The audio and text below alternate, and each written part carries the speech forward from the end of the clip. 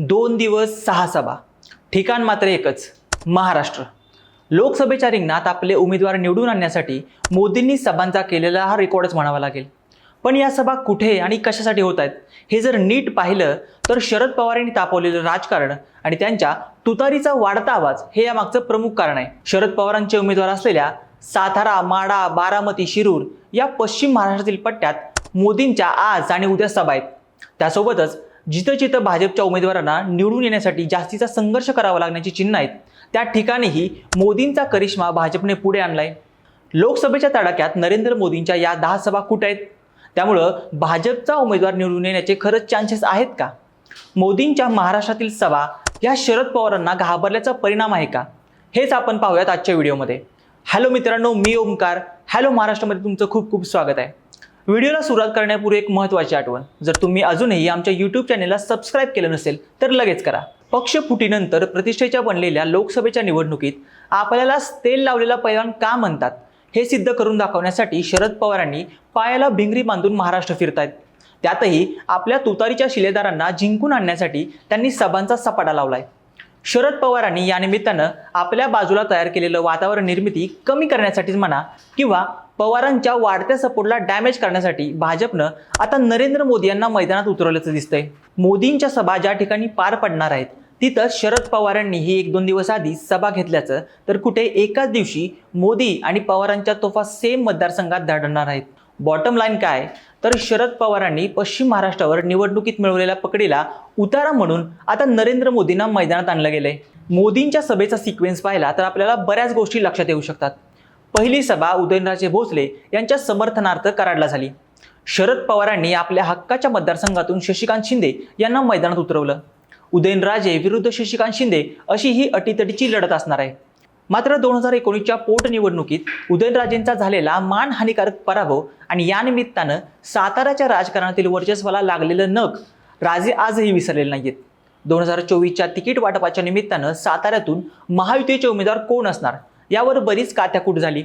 उदयनराजेंच्या विरोधात जनमत असल्याचा रिपोर्ट अनेक अंतर्गत सर्व्हेमधून समोर आला, पण अगदी शेवटच्या राऊंडला त्यांना ही जागा सोडण्यात आली। साताऱ्याची जागा हा राष्ट्रवादीचा गड मानला जातो। शरद पवारांना मानणारा मतदार इथं आहे। हे सगळे फॅक्टर लक्षात घेता साताऱ्याची जागा भाजपसाठी अतिशय प्रतिष्ठेची बनले। एकीकडे राजेंना निवडून आणायचं तर त्याचसोबत शरद पवारांच्या तुतारीला कठीण संघर्ष द्यायचा असं आव्हान आता महायुतीसमोर असणार आहे। एकीकडे राजेंना निवडून आणायचं तर त्याचसोबतच शरद पवारांच्या बालेकिल्ल्याला आव्हान द्यायचं अशी दुहेरी कसरत आता भाजपला इथं करावी लागणार आहे। मात्र शरद पवारांनी पावसात भिजून फिरवलेल्या निकारासारखी जादू नरेंद्र मोदींना आजच्या सभेतून करता येईल का हे पाहणं देखील महत्त्वाचं ठरणार आहे।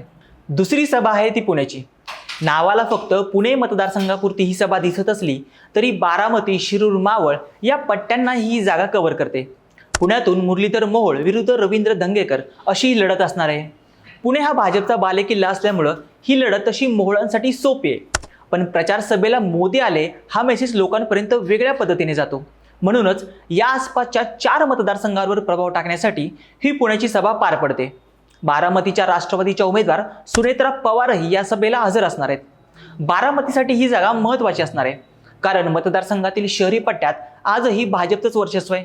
अशा वेळेस मोदींच्या सांगण्यावरून भाजपचे कार्यकर्ते ॲक्टिव्ह झाले तर यामुळे अजितदादांना मोठं बळ मिळू शकतं। अर्थातच याचा लॉस शरद पवारांना होण्याचे चान्सेस जास्त आहेत। शिरूरमध्येही राष्ट्रवादी विरुद्ध राष्ट्रवादी अशी लढत आहे। इथून शरद पवारांच्या सोबत राहिलेल्या स्टँडिंग खासदार अमोल कोल्हेंना हरवून दाखवण्याचं खुलं चॅलेंज अजितदादांनी दिलंय। यासाठी आढळरावांना आपल्या पक्षात घेत त्यांना तिकीटही दिलं, तर कोल्हेंसाठी शरद पवार शिरूरमध्ये तळ ठोकून आहेत। मात्र आढळरावांच्या बाजूनं राज्यातील नेते वगळता म्हणावा असा इन्फ्लुएन्सर मैदानात उतरला नव्हता। मात्र मोदींच्या निमित्ताने ही कसर भरून निघणार आहे। त्यासोबत मोदी उद्या मोहिते पाटलांच्या बालेकिल्ल्यात म्हणजेच माळशिरसमध्ये प्रचार सभा घेताना दिसतील। माड्यात तिकीट वाटपावरून रंगलेलं राजकारण आणि त्यावरून अनेक नेत्यांनी बदललेले पक्ष, गटतट हे आपण काही दिवसापासून पाहत आहोतच। भाजपच्या गोटात असणाऱ्या आणि माड्याच्या राजकारणातील किंग मेकर म्हणून ओळखले जाणारे मोहिते पाटील यांना तिकीट नाकारण्याच्या मुद्द्यावरून शरद पवारांची तुतारी हाती घेतली आणि भाजपच्या खासदाराच्या विरोधात दंड थोपटला। धैर्यशील मोहिते पाटील विरुद्ध रणजितसिंह नाईक निंबाळकर यांच्यात होणाऱ्या या लढतीकडे उभ्या देशाचं लक्ष लागलंय। शरद पवारांकडे माड्यातून लढण्यासाठी उमेदवार नसताना त्यांनी आपलं राजकीय कसबपणा लावून माड्यात अगदी काही दिवसातच तुतारीची सिस्टीम पक्की करून घेतली। माढ्यात शरद पवारांच्या सभांचा प्रतिसाद पाहता यंदा मोहिते पाटील फिक्स असं एकंदरीत समीकरण आहे. मोहिते पाटलांची ताकद आणि शरद पवारांचं वजन याला शह देण्यासाठी भाजपने मोदींची सभा थेट माळशिरसमध्ये घेतली. या सभेनं निंबाळकरांना मोठं बळ मिळणार आहे. शरद पवारांनी प्रतिष्ठेच्या केलेल्या याच जागेवर आता नरेंद्र मोदी कसा आणि कितपत प्रभाव टाकतील हे येणाऱ्या काळात निकालातून स्पष्ट होईलच. यासोबतच धाराशिवमध्ये अर्चना पाटील, सोलापुरात राम सातपुते, लातूरात सुधाकर शृंगारे यांच्या प्रचारासाठीही मोदींची झंझावाती सभा होणार आहे. पण शरद पवारांच्या इमेजला तोडीस तोड प्रतिस्पर्धी निवडणुकीच्या रिंगणात आणण्यासाठीच नरेंद्र मोदींच्या या सभा वाढवण्यात आल्याचं बोललं जात आहे. राष्ट्रवादीच्या फुटीनंतर तुतारीच्या बाजूने असणारी सहानुभूतीची लाट कमी करण्यासाठीच मोदीच आगळा वेगळा करिश्मा करू शकतील याची जाणीव भाजपला देखील आहे. आता मोदींच्या या सभा महायुतीच्या उमेदवारांना कितपत तारून नेऊन शरद पवारांना किती डॅमेज करतील हे पाहणं इंटरेस्टिंग ठरणार आहे.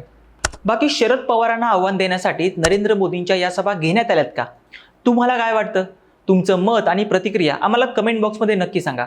आणि अशाच नवनवीन आणि माहितीपूर्ण व्हिडिओसाठी हॅलो महाराष्ट्र या चॅनेलला लाईक, शेअर आणि सबस्क्राईब करायला विसरू नका.